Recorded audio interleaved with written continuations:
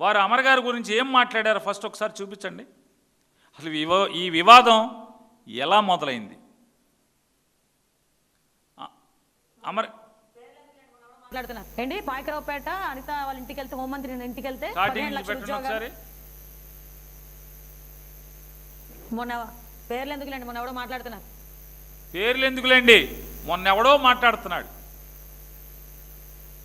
పవన్ కళ్యాణ్ గారు ఇది మాట్లాడచ్చా అని అడుగుతున్నాను. మాట్లాడచ్చా? ఆడెవడో మాట్లాడుతున్నాడు. ఏంటి? పాయకరావుపేట అనిత వాళ్ళ ఇంటికి వెళ్తే, హోంమంత్రి ఇంటికి వెళ్తే 15 లక్షల ఉద్యోగాలు.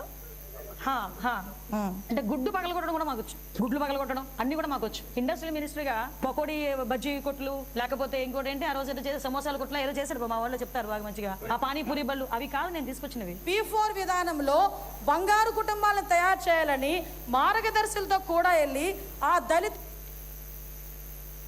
ఆవిడేమన్నారు?